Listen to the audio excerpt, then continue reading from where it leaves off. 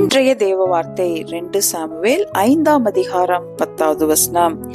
தாவீது நாளுக்கு நாள் விருத்தி அடைந்தான், சேனைகளின் தேவனாகிய கர்த்தர் அவனோடே கூட இருந்தார்.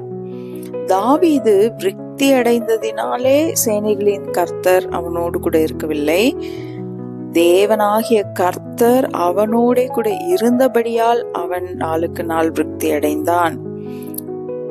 நம்முடைய நிலைமைகள் நன்றாக இருக்கும் பொழுது மனிதர்கள் நம்மை சுற்றிலும் இருப்பார்கள். நம்முடைய வாழ்க்கை ஆசீர்வாதமாய் இருக்கும் பொழுது மனிதர்கள் நம்மை சுற்றி இருப்பார்கள். ஆனால் நம்முடைய நிலைமைகளோ மாறும் பொழுது, நமக்கு ஆசீர்வாத குறைவுகள் ஏற்படும் பொழுது நம்மை சுற்றி இருக்கிற மனிதர்கள் காணாமல் போய் விடுவார்கள்.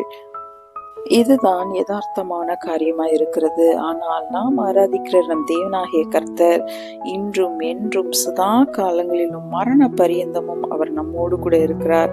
உயர்விலும் தாழ்விலும் எல்லா சூழ்நிலைகளிலும் அவர் நம்மோடு இருக்கிறார். அவர் அப்படி நம்மோடு இருக்கும் பொழுது வசனம் சொல்லுகிறது போல தாவீதோடு கர்த்தர் இருந்தார், அவன் நாளுக்கு நாள் விருத்தி அடைந்தான். யோசேப்போடு கர்த்தர் இருந்தார், அவன் காரியங்கள் எல்லாம் கர்த்தர் வாய்க்க செய்தார். தானியேலோடு கர்த்தர் இருந்தார், அவனுடைய காரியம் ஜெயமாய் இருந்தது.